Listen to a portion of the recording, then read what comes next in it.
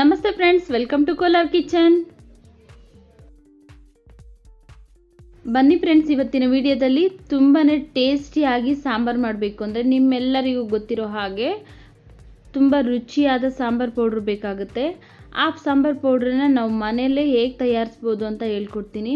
ತುಂಬ ರುಚಿಯಾಗೂ ಇರುತ್ತೆ ಮತ್ತು ಹೆಲ್ತಿಯಾಗೂ ಇರುತ್ತೆ ಮನೆಯಲ್ಲೇ ಮಾಡ್ಕೊಳ್ಳೋದ್ರಿಂದ. ಹಾಗೆಯೇ ಈ ಸಾಂಬಾರು ಪೌಡ್ರು ನೀವು ಬೇಳೆ ಸಾರು ಅಥವಾ ತರಕಾರಿ ಸಾಂಬಾರು ಇಲ್ಲ ಬಸ್ಸಾರು, ಯಾವುದೇ ಥರದ ಸಾಂಬಾರು, ಗೊಜ್ಜು ಎಲ್ಲದಕ್ಕೂ ಯೂಸ್ ಮಾಡ್ಬೋದು. ತುಂಬಾ ಚೆನ್ನಾಗೂ ಇರುತ್ತೆ. ನಾನಿಲ್ಲಿ ಒಂದು ಸಾಂಬಾರು ಪೌಡ್ರನ್ನ ಒಂದು ತಿಂಗಳಿಗಾಗುವಷ್ಟು ಪ್ರಮಾಣದಲ್ಲಿ ಹೇಳ್ಕೊಡ್ತಾ ಇದ್ದೀನಿ. ನೀವು ಒಂದು ವರ್ಷಕ್ಕೆ ಮಾಡೋರಾದರೆ ನಾನು ಡಿಸ್ಕ್ರಿಪ್ಷನ್ ಬಾಕ್ಸಲ್ಲಿ ಮೆಜರ್ಮೆಂಟು ಕೊಟ್ಟಿರ್ತೀನಿ, ನೋಡಿಕೊಂಡು ಒಂದು ವರ್ಷಕ್ಕೆ 1 kg ಅಳತೆಯಲ್ಲಿ ಮಾಡ್ಕೊಳ್ಳಿ. ಈ ಸಾಂಬಾರು ಪೌಡ್ರನ್ನ ನಮ್ಮ ಮನೇಲಿ ಯಾವ ಥರ ಮಾಡ್ತೀರೋ ಅದೇ ಥರನೇ ತೋರಿಸ್ಕೊಡ್ತಾ ಇದ್ದೀನಿ. ಬನ್ನಿ ಇವಾಗ ಹೇಗೆ ಮಾಡೋದು, ಏನೆಲ್ಲ ಬೇಕು ಅಂತ ನೋಡೋಣ. ವಿಡಿಯೋನ ಎಲ್ಲೂ ಸ್ಕಿಪ್ ಮಾಡಿದೆ ನೋಡಿ ಫ್ರೆಂಡ್ಸ್. ನೋಡಿ, ಇಲ್ಲಿ ನಾನು ಒಂದು ತಿಂಗಳಿಗಾಗುವಷ್ಟು ಪ್ರಮಾಣದಲ್ಲಿ ಸಾಂಬಾರು ಪುಡಿನ ಹೇಳ್ಕೊಡ್ತಾ ಇದ್ದೀನಿ. ಇದಕ್ಕೆ 100 ಗ್ರಾಮ್ ಗುಂಟೂರು ಮೆಣಸಿನ್ಕಾಯಿ ಬೇಕು.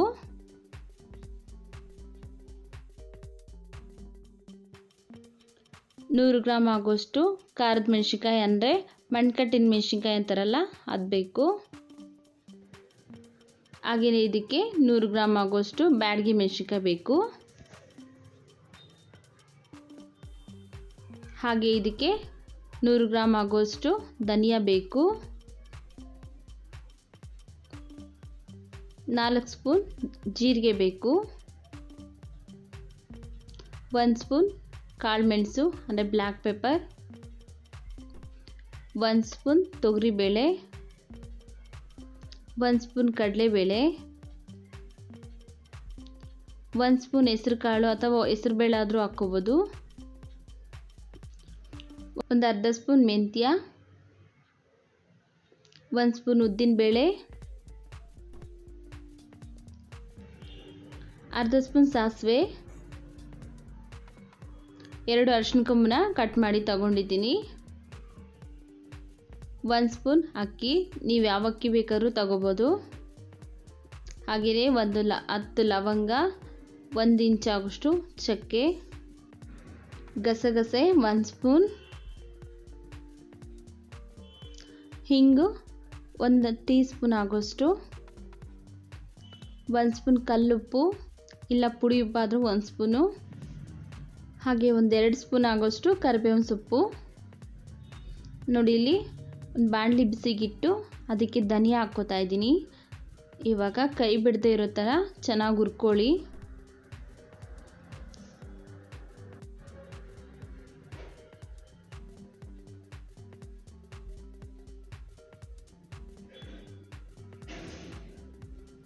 ನೋಡಿ, ಹುರ್ಕೊಂಡಾಗಿದೆ. ಇವಾಗ ಇದನ್ನು ಒಂದು ಪ್ಲೇಟ್ಗೆ ಹಾಕ್ಕೊಳ್ಳೋಣ. ನೋಡಿ, ಅದೇ ಬಾಣಲೆಗೆ ಖಾರದ ಮೆಣಸಿನ್ಕಾಯಿ ಹಾಕೋತಾ ಇದ್ದೀನಿ. ಇವಾಗ ಇದಕ್ಕೆ 1 ಸ್ಪೂನ್ ಎಣ್ಣೆ ಹಾಕ್ಕೊಂಡು ಹುರ್ಕೊಳ್ಳೋಣ. ಎಣ್ಣೆ ಹಾಕೋದ್ರಿಂದ ಉರಿಬೇಕಾದ್ರೆ ಘಾಟ್ ಆಗುತ್ತಲ್ಲ, ಘಾಟ್ ಕಡಿಮೆ ಆಗುತ್ತೆ ಅಂತ ಮೆಣಸಿನ್ಕಾಯಿಗೆ ಎಣ್ಣೆ ಹಾಕ್ಕೊಂಡು ಹುರ್ಕೋಬೇಕು.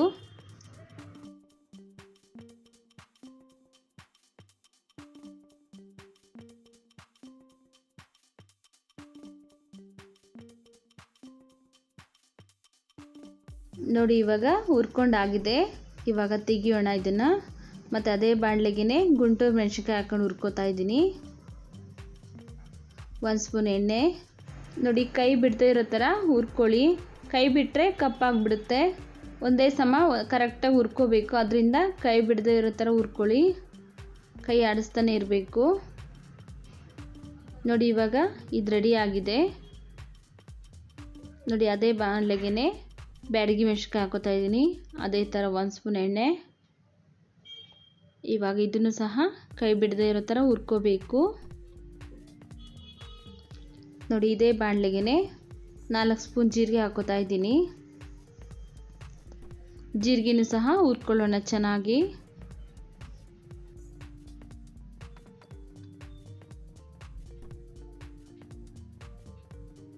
ನೋಡಿ, ಹುರ್ಕೊಂಡಾಗಿದೆ. ನೋಡಿ, ಅದೇ ಬಾಣಲೆಗೆ ಲೋ ಫ್ಲೇಮಲ್ಲಿ ಸ್ಟವ್ ಇಟ್ಟು 1 ಸ್ಪೂನ್ ಕಡಲೆಬೇಳೆ, 1 ಸ್ಪೂನ್ ತೊಗರಿಬೇಳೆ, ಹಾಗೆಯೇ ಹೆಸರು ಕಾಳು 1 ಸ್ಪೂನು, ಉದ್ದಿನಬೇಳೆ 1 ಸ್ಪೂನ್, ಮೆಣಸು 1 ಸ್ಪೂನ್, ಮೆಂತ್ಯ ಅರ್ಧ ಸ್ಪೂನ್, ಅಕ್ಕಿ 1 ಸ್ಪೂನ್, ಅರಿಶಿನ ಕೊಂಬು 2, ಸಾಸಿವೆ ಅರ್ಧ ಸ್ಪೂನ್, ಗಸಗಸೆ 1 ಸ್ಪೂನ್. ಇವಾಗ ಇವಿಷ್ಟನ್ನು ಲೋ ಫ್ಲೇಮಲ್ಲೇ ಹುರ್ಕೋಬೇಕು. ಹೈ ಫ್ಲೇಮಲ್ಲಿ ಇಟ್ಟರೆ ಒಂದು ಬೇಳೆ ಕಾಳು ಬೇಯುತ್ತೆ, ಇನ್ನೊಂದು ಬೇಯೋದಿಲ್ಲ. ಆದ್ದರಿಂದ ಲೋ ಫ್ಲೇಮಲ್ಲೇ ಕೈ ಬಿಡದೇ ಇರೋ ಥರ ಹುರ್ಕೊಳ್ಳೋಣ. ನೋಡಿ ಕರೆಕ್ಟಾಗಿ ಎಲ್ಲ ಕಾಳು ಬೇಳೆ ಎಲ್ಲ ಕರೆಕ್ಟಾಗಿ ಬೆಂದಿದೆ ನೋಡಿ, ಕಾಣಿಸ್ತಾ ಇದೆ. ಇವಾಗ ಇದಕ್ಕೆ ಹಿಂಗೆ ಹಾಕ್ಕೋತಾ ಇದ್ದೀನಿ, ಕರಿಬೇವಿನ ಸೊಪ್ಪು. ಇವಾಗ 1-2 ನಿಮಿಷ ಬಾಡಿಸ್ಕೊಳ್ಳೋಣ. ನೋಡಿ ಇಲ್ಲಿ ಯಾವುದನ್ನು ಸೀದೇನೆ ಕರೆಕ್ಟಾಗಿ ಹುರ್ಕೊಂಡಿದ್ದೀವಿ. ಇದೇ ಥರನೇ ಎಲ್ಲವನ್ನು ಕೈ ಬಿಡದೇ ಇರೋ ಥರ ಹುರ್ಕೋತಾ ಇದ್ದರೆ ಸೀದೋಗೋದಿಲ್ಲ. ನೋಡಿ ಇವಾಗ ರೆಡಿ ಆಗಿದೆ. ಇವಾಗ ಸ್ಟವ್ ಫ್ಲೇಮ್ ಆಫ್ ಮಾಡಿಕೊಂಡು ತಣ್ಣಗಾಗಿಬಿಡೋಣ.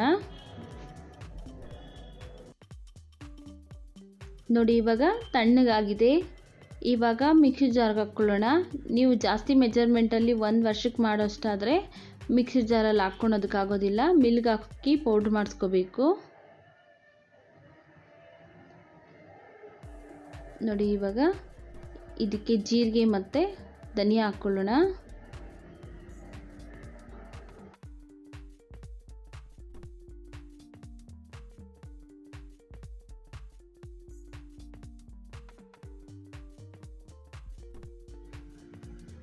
ಇವಾಗ ಇದಕ್ಕೆ ಚಕ್ಕೆ ಮತ್ತು ಲವಂಗ ಹಾಕ್ಕೋತಾ ಇದ್ದೀನಿ. ಹಾಗೆಯೇ ಕಲ್ಲುಪ್ಪು ಹಾಕ್ಕೊಳ್ಳೋಣ. ಕಲ್ಲುಪ್ಪು ಹಾಕ್ಕೊಂಡು ಒಂದು ಸಾರಿ ಗ್ರೈಂಡ್ ಮಾಡ್ಕೋತೀನಿ.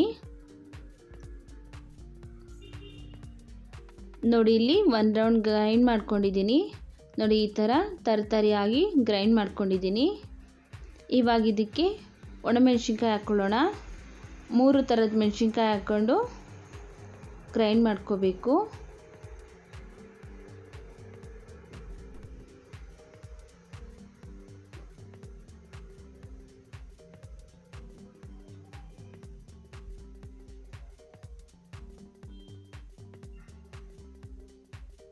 ನೋಡಿ ಇಲ್ಲಿ 3 ಥರದ ಮೆಣಸಿನ್ಕಾಯಿ ಹಾಕ್ಕೊಂಡು ಇವಾಗ ನುಣ್ಣಗೆ ಗ್ರೈಂಡ್ ಮಾಡ್ಕೊಳ್ಳೋಣ. ನೋಡಿ ಈ ಥರ ನುಣ್ಣಗೆ ಗ್ರೈಂಡ್ ಮಾಡ್ಕೋಬೇಕು. ಅಕಸ್ಮಾತ್ ತರಿ ಏನಾದರೂ ಇದ್ದರೆ ಜರಡಿ ಇಟ್ಕೊಳ್ಳಿ. ಇವಾಗ ಇದನ್ನು ಜರಡಿ ಇಟ್ಕೋತೀನಿ ನಾನು ಇನ್ನೂ ಒಂದು ಸಾರಿ.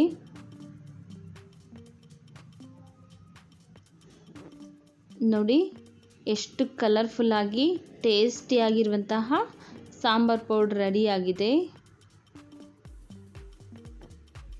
ನೋಡಿ ಎಷ್ಟು ಚೆನ್ನಾಗಿ ಕಾಣಿಸ್ತಾ ಇದೆ ಕಲರ್ಫುಲ್ಲಾಗಿ. ನೋಡಿದ್ರಲ್ಲ ಫ್ರೆಂಡ್ಸ್, ತುಂಬಾ ಟೇಸ್ಟಿಯಾಗಿ ಮತ್ತು ಕಲರ್ಫುಲ್ಲಾಗಿ ಸಾಂಬಾರ್ ಪೌಡ್ರ್ ಮಾಡೋದು ಹೇಗೆ ಅಂತ.